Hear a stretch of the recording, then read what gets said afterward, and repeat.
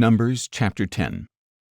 Then the Lord said to Moses, Make 2 trumpets of hammered silver to be used for calling the congregation and for having the camps set out. When both are sounded, the whole congregation is to assemble before you at the entrance to the tent of meeting. But if only one is sounded, then the leaders, the heads of the clans of Israel, are to gather before you. When you sound short blasts, the camps that lie on the east side are to set out. When you sound the short blasts a second time, the camps that lie on the south side are to set out. The blasts are to signal them to set out. To convene the assembly, you are to sound long blasts, not short ones. The sons of Aaron, the priests, are to sound the trumpets. This shall be a permanent statute for you and the generations to come.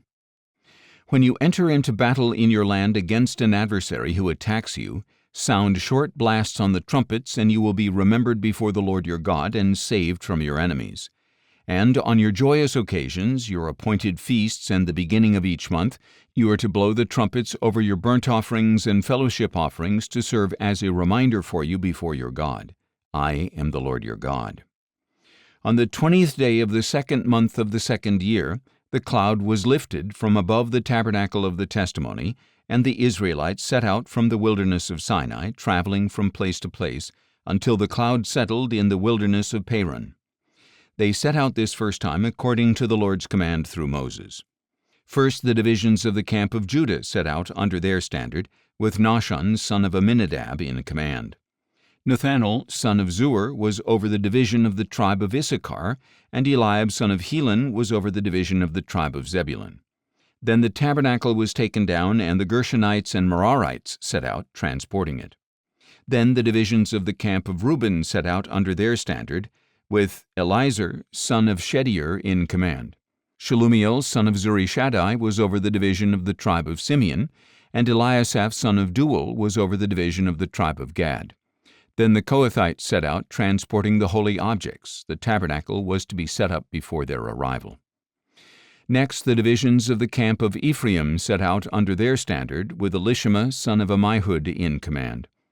Gamaliel son of Pedazur was over the division of the tribe of Manasseh, and Abidan son of Gideoni was over the division of the tribe of Benjamin.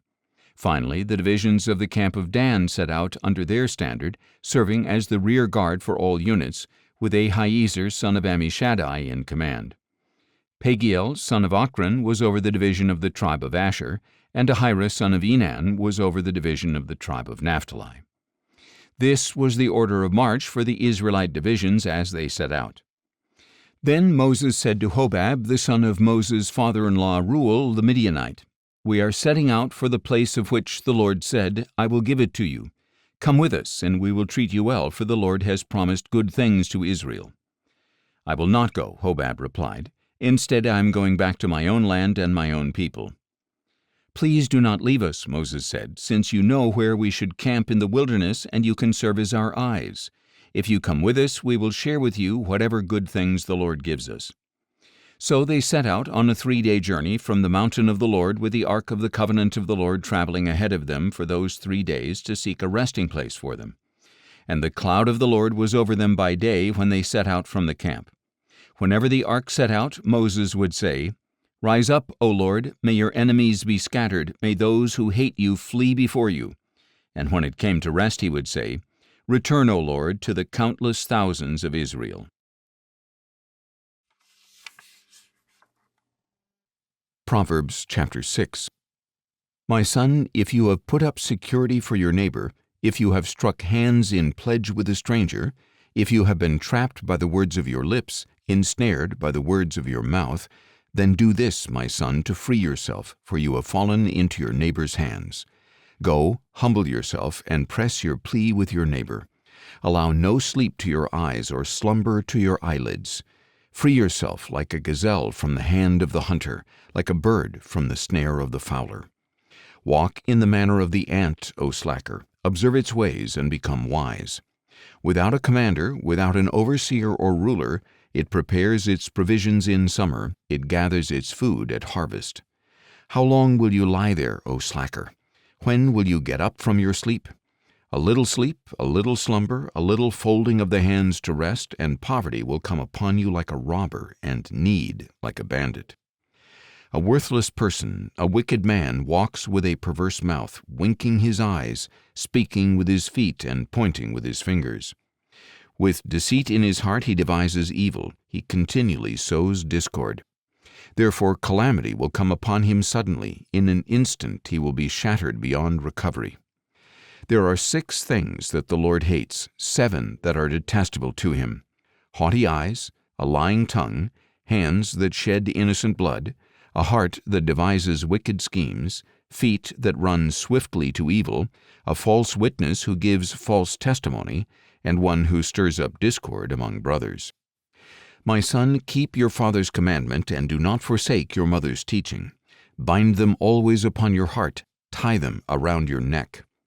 When you walk, they will guide you. When you lie down, they will watch over you. When you awake, they will speak to you. For this commandment is a lamp, this teaching is a light, and the reproofs of discipline are the way to life, to keep you from the evil woman, from the smooth tongue of the adulteress. Do not lust in your heart for her beauty, or let her captivate you with her eyes. For the levy of the prostitute is poverty, and the adulteress preys upon your very life. Can a man embrace fire and his clothes not be burned? Can a man walk on hot coals without scorching his feet? So is he who sleeps with another man's wife. No one who touches her will go unpunished. Men do not despise the thief if he steals to satisfy his hunger. Yet if caught, he must pay 7-fold. He must give up all the wealth of his house. He who commits adultery lacks judgment.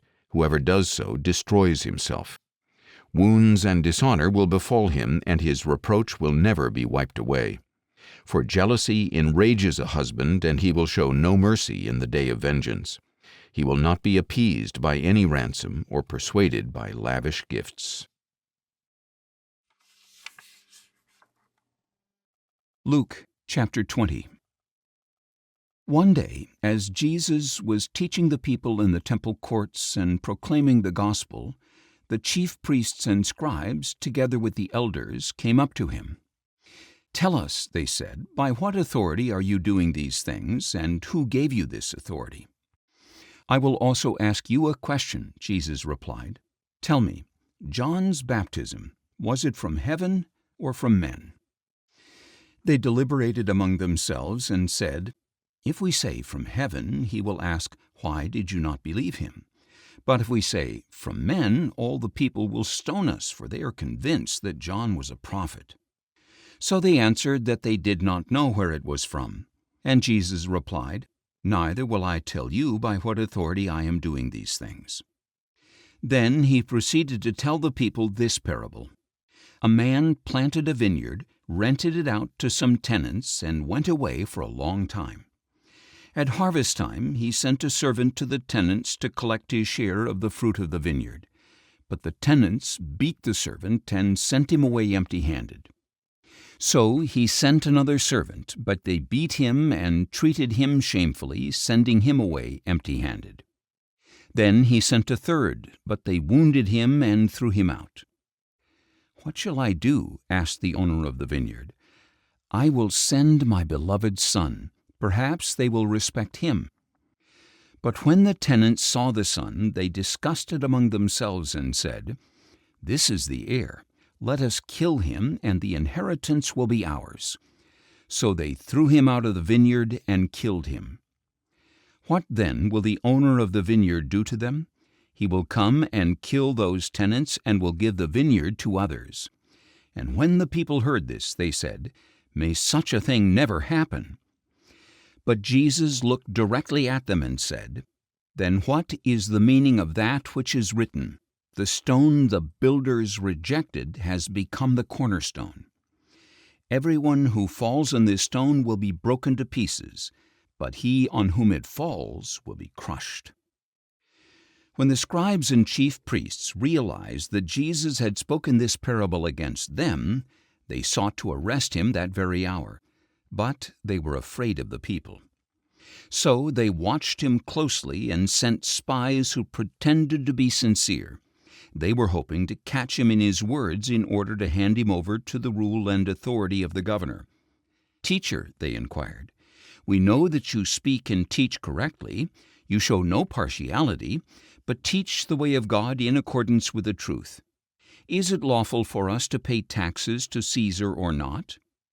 But Jesus saw through their duplicity and said to them, "Show me a denarius.